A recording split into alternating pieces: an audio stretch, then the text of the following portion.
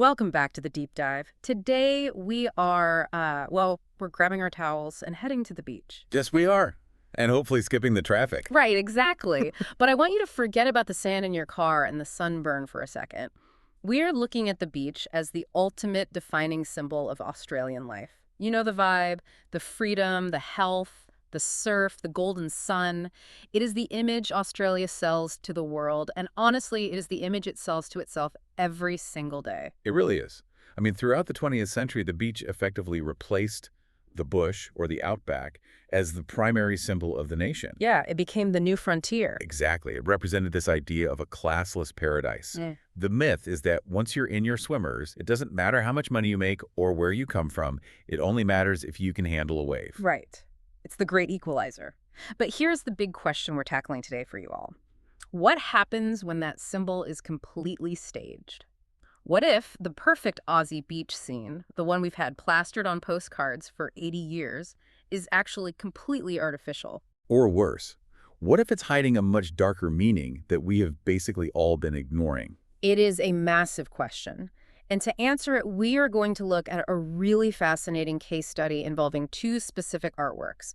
They're separated by almost 50 years, but they are inextricably linked. We are talking about Charles Mears' iconic 1940 painting Australian beach pattern and Anne Zahalka's photographic response from 1989 titled The Bathers.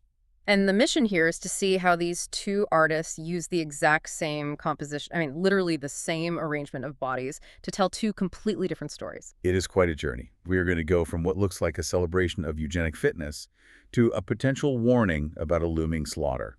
And finally, to a postmodern celebration of multiculturalism. Okay, so let's unpack this. We have to start with the visual. I know this is audio, so I really need you to picture this with me. If you haven't seen Charles Mears' Australian beach pattern, just imagine it is 1940. You are looking at a crowded beach scene. But it's not chaotic like a real beach. It's suspiciously organized. Suspiciously organized is the perfect way to put it. You have got these incredibly fit, deeply bronzed figures everywhere.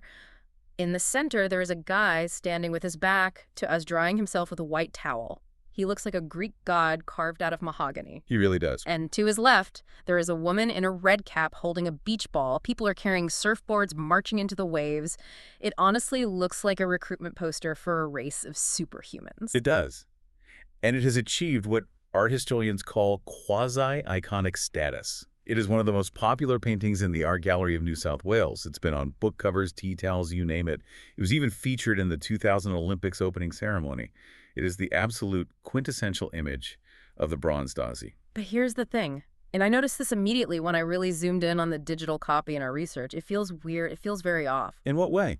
What stood out to you? Well, the people are just too perfect. They look like statues, not actual human beings.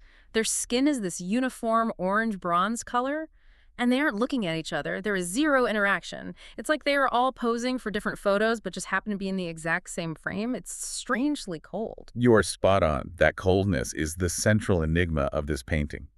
And it brings us to the artist himself, Charles Mears.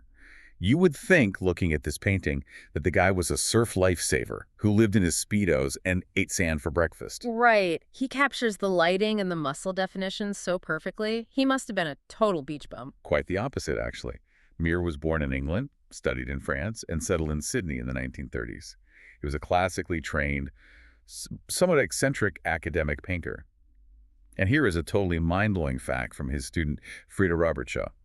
She claimed Charles Mears never went to the beach. Wait, never. Like, never, ever. According to her, never. She said he didn't like the sun or the sand at all. So how on earth did he paint the most famous beach scene in Australian history? He made it all up in the studio. Wow. Yeah, he constructed the composition using mathematics and classical geometry. Robertshaw said they would occasionally use an employee to model a hand or a foot, but he never had the full figures posing together. He built them like architectural diagrams. That completely explains the statue vibe then. It wasn't an observation of reality at all. It was a calculation. Exactly. And historically, the critics picked up on that immediately. We tend to think of it as a classic now, but when it was released, early critics called it frigid and inhuman. They called it academic. They felt it completely lacked the lyric feeling of a real day out. It was seen as dull and laborious. But today, the criticism has shifted to something a bit heavier, hasn't it? When I was reading through the source material, I saw words like eugenic and totalitarian popping up a lot. Yes, this is where we get into the Aryan controversy. Some modern critics look at these perfect, hairless, bronzed Anglo-Celtic bodies and see an uncomfortable parallel with the Nazi ideals of the 1930s. I mean, it was painted in 1940. The timing is definitely suspicious. Precisely. Some critics have called it a sun-soaked eugenic argument, or totalitarian art. Linda Sluskin famously described the figures as Spartans in Speedos. Spartans and Speedos is a great line. It is. The idea is that Mir was glorifying racial purity. Essentially the white Australia policy in visual form. There are no migrants, no imperfections, just this master race at the beach. And remember, we are simply exploring these viewpoints here. We aren't taking a side on his politics. Absolutely. We are just looking at how people interpret the art. But it is a really heavy accusation. It paints Mir as this propagandist for white supremacy. But does that argument actually hold water when you look at his actual life? I mean, Mir was British. He fought against Germany in World War I, and in 1940, his adopted country was at war with Germany again. Why would he paint Nazi propaganda? That is the massive counter-argument.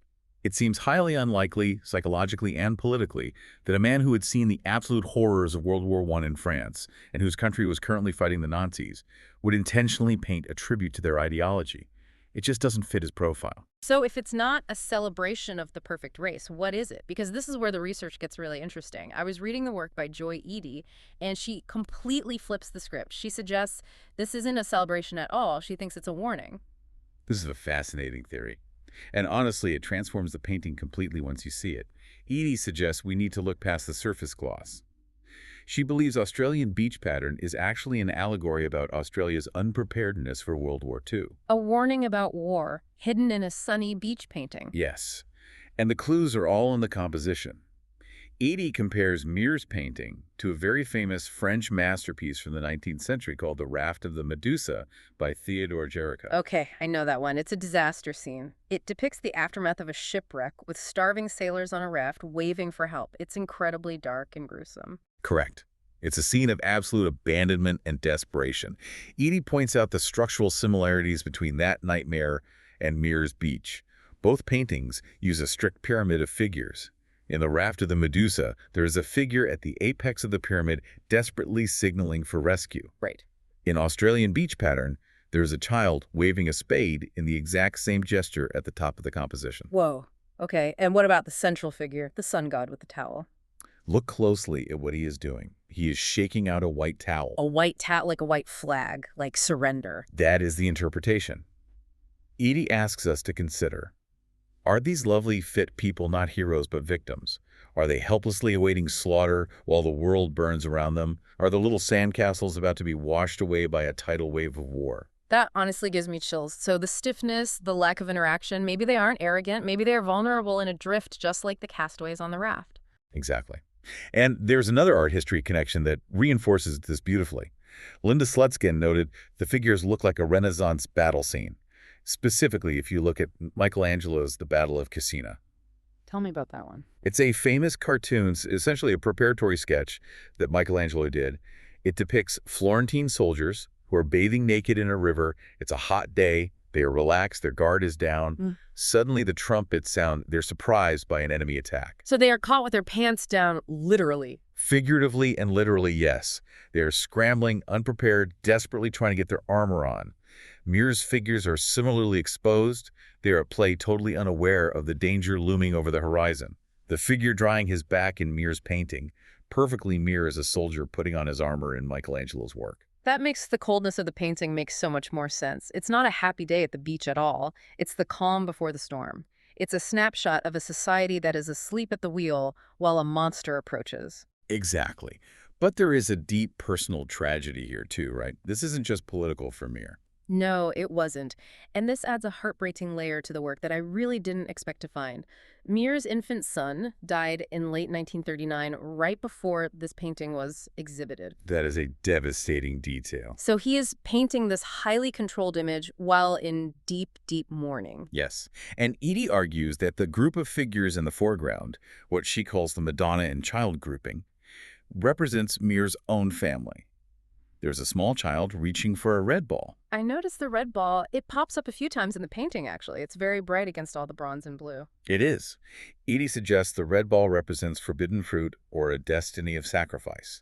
In European iconography, a child reaching for a red sphere, like an apple or a pomegranate, often symbolizes Christ's future passion and ultimate sacrifice. So Mir might be painting a cycle of male life. Boys are born, they grow up, they get strong and fit on the beach, and then they are just destined for sacrifice in war, just as Mir's own generation was in World War I. It reframes the perfect bodies entirely. They aren't about eugenics at all. They are about the tragedy of sacrificing the flower of youth to war. These beautiful bodies are just future cannon fodder. Is there any solid proof for this, though? Or is it just a really convincing theory? Well, there is a very compelling piece of evidence from Mir's student, Frida Robertshaw. She painted her own version called Australian Beach Scene in the exact same year, 1940.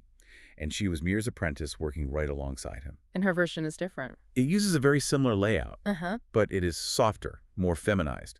But there is one detail that is absolutely chilling. In Mir's painting, a mother is restraining a lively child.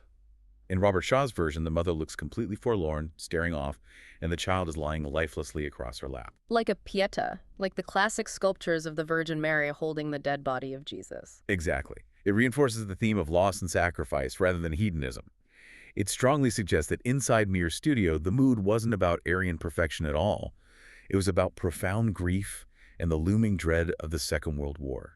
That completely changes how I see that painting. It went from a Visit Australia tourist poster to a grieving father's warning. It's deeply tragic. It really is. But that is the beauty of studying art history. Context changes absolutely everything. We look at it differently depending on what we know. However, if we fast forward 50 years, the context changes again. Right. We are jumping to 1989. The war is long over. The white Australia policy is gone. Australia is a thriving multicultural nation. And enter Anne Zahalka. Zahalka is a brilliant contemporary artist. She decides to take Mir's iconic painting and completely remix it. This is a classic example of postmodern appropriation. She creates a photographic work called The Bathers for her series Bondi Playground of the Pacific.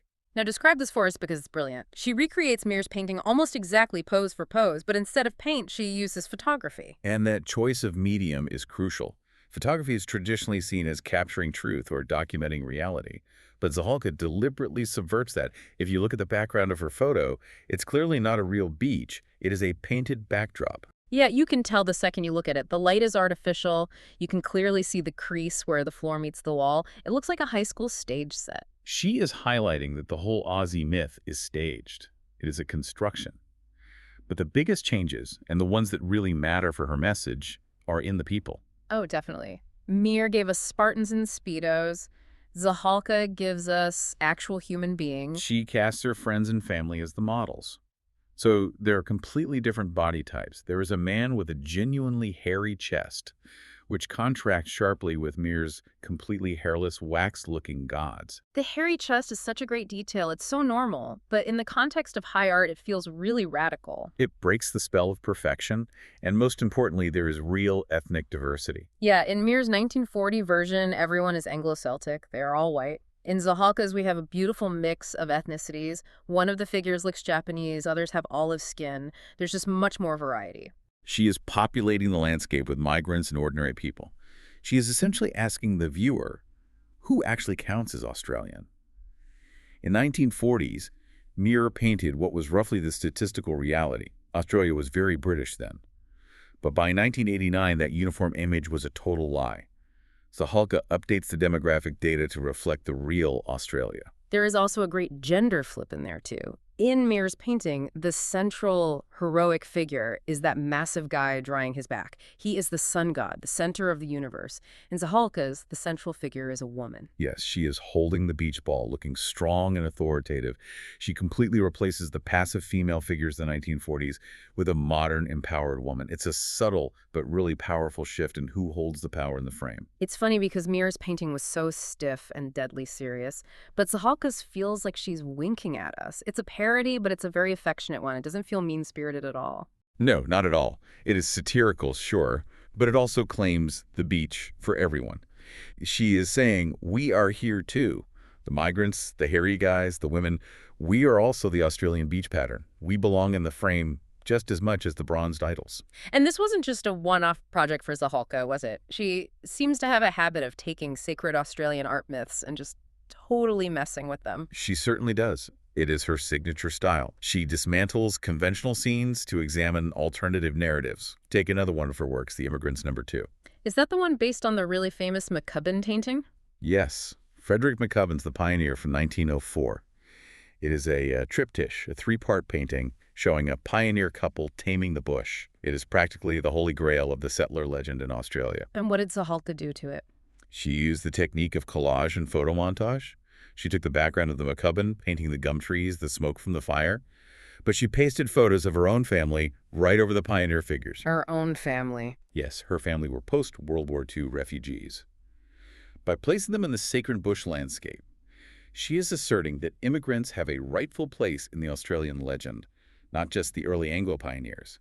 She implies the immigrant story is the pioneer story. I really love that. It's like she is photoshopping herself into history to prove she exists. Precisely. Yeah. She also went after Max Dupain, didn't she? The Yeah. Sunbaker. Oh, the famous photo, the guy lying on the beach face down, just a dark bronze triangle of a back and shoulders. It's practically the logo for the Australian summer. It is perhaps the most famous Australian photograph ever taken. Zahalka created two responses, the Sunbather #1 and #2.